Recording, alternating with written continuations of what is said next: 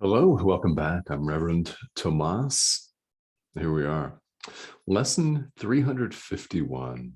So we have taken a look at the final of 14 overarching questions. You can call them review questions or whatever you will, that populate and make up section 2, part 2 here of the workbook.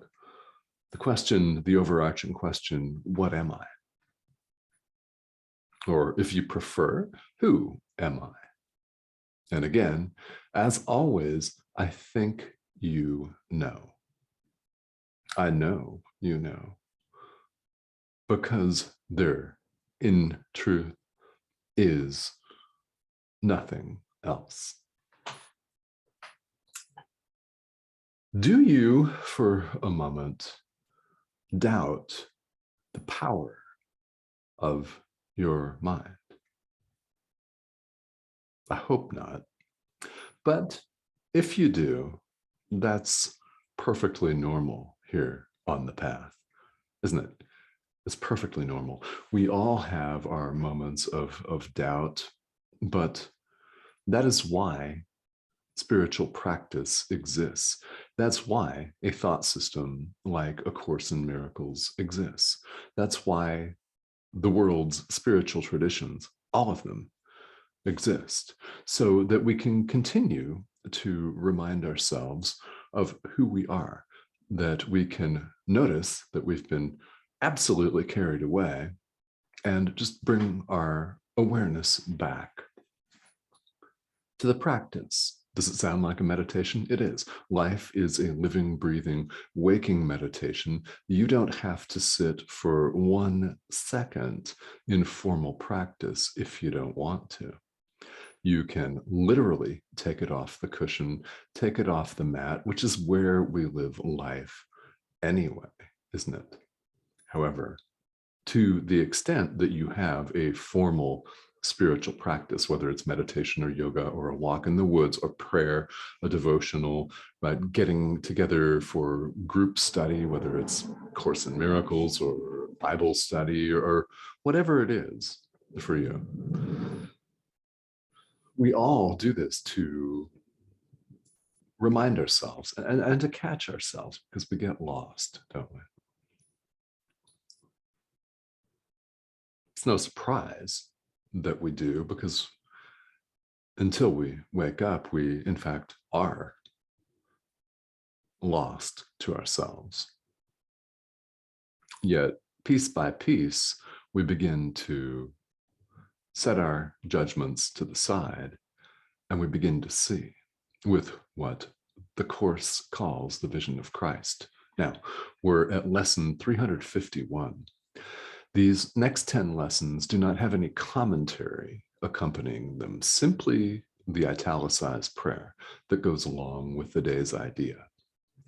And, well, you've reached nearly the end of the workbook, which, of course, as we know, and I've said many times, and will no doubt say again and again and again, it's the beginning of the next step, the next phase of your journey. It's never the end. You could choose to go right back to lesson 1 and do all of this all over again if you're so called to do it. And A Course in Miracles just tells it like it is. Jesus pretty much lays it right all out there for us. And it's no surprise that not everyone has adopted it. Number one, it's very new in terms of world spiritual traditions. It's very new indeed, having only been dictated from 1965 to 1972. That's new, isn't it? It's recent. So it's not surprising that it hasn't been widely adopted by the masses, right? It calls it like it is. Jesus just is a straight shooter. He is loving and a straight shooter. Calls it like he sees it. how he is it and has lived it and experienced it, and wishes for us to do the same.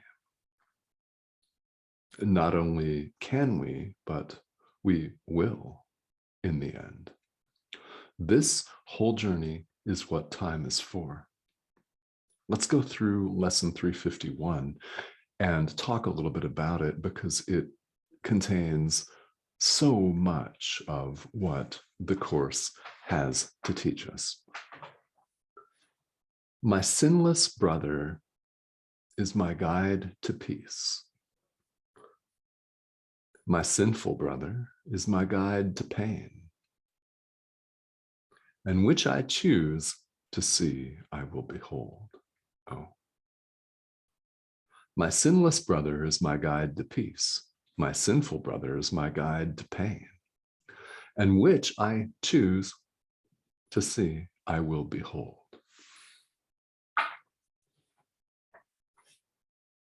So, as a voice for the Holy Spirit, I'm directed to call it like I see it as well. Very direct. I mean, this is literal. This is the way everything operates. I have said throughout, it's one of the things that I continue to show up and say, there is no separation of any kind. It never took place. It certainly doesn't seem that way to us, but here in the illusion, you could ask the question, well, what the hell do I do? How do I see myself? That's a question that you could ask. Because that's ultimately what matters, isn't it? Do you see yourself as an ego, cut off and sinful? Or do you see yourself as the Son of God, perfectly sinless? You may have been raised with the idea of sin or original sin or mortal sin. All of them, when you really think about it, fear-based. I mean, they induce fear. How could that be loving? Could it possibly be loving to induce fear? And when you arrive at the conclusion for yourself, on your own, don't take it from me, you'll realize that, oh yeah, perfect love is incapable of judgment. Therefore, we should set our judgments aside. Y'all know, judge not. I mean, really, set them all to the side. There is no sin. God has no ego to be offended. God being love, perfect love, oneness, the all that is, of which we're his creation, a part of him, one with. There's no ego to be offended. How can you piss him off? Well, you can't. Love does not even recognize fear. It literally cancels it. We have only to set our judgments aside and change our minds. This may take many, many lifetimes. But again, that is what time is for. It's what time is for. Your sinless brother is your guide to peace. Your sinful brother is your guide to pain. Think about those two statements right here. When you see your brother and sister, all people, everything, as sinless, as perfectly innocent as God created them, pure, one with you, It's your guide to peace. When you see them as egos, cut off, moving around in separate bodies, competing for supposedly scarce resources, all in a complete state of fear and scarcity mentality. What's a scarcity mentality anyway, but fear? What's a fit of rage, but fear? When we run around, cut off, seemingly, and afraid, it's painful. Sinful brothers, your guide to pain, and which you choose, you will behold. This is the power of spirituality. You have a choice right now in the present moment. Apparently, we all need to hear this multiple times. Doesn't make any difference. So what? Hear it again. You have a choice in the present moment. You can choose right now. You get to choose right now. Love or fear. Your perfect sinlessness as Christ. The Christ, remember.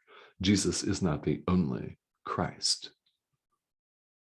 Christ is the Son of God, the thought of God.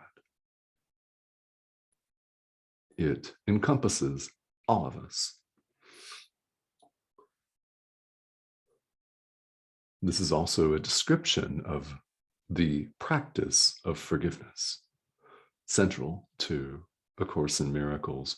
And no matter how you dress it up, it's central to spirituality in general. What is it but learning to see ourselves as we are, allowing truth to be just as it is? Why is forgiveness important? It helps us remove these blockages that we ourselves have constructed. We've set all of these supposed barriers in place. We can remove them. Forgiveness is how we do that. If you choose to see everyone else, your brother here in the language of the Course, as sinless, as one with God, as one with you, as innocent, through your active forgiveness, so you see yourself, your guide to peace, your choice. There is no separation of any kind. Therefore, when you look upon your brother's sinlessness and perfection, purity,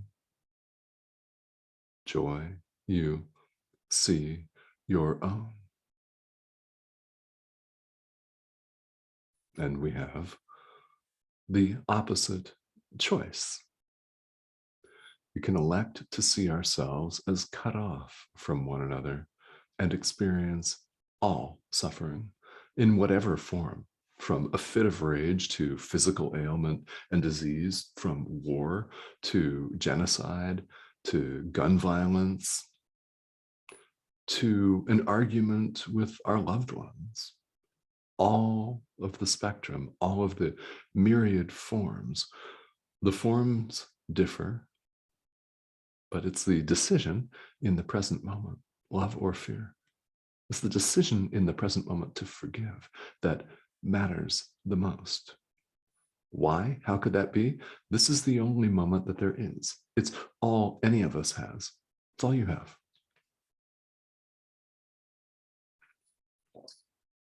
As one with you, I'm not special in any way. I've just answered the call. And I invite you to do the same. In whatever form that takes for you, ask your guide or guides for assistance, ask for help, ask to be shown all of this. And above all else, ask from the bottom of your heart to see yourself as you really are.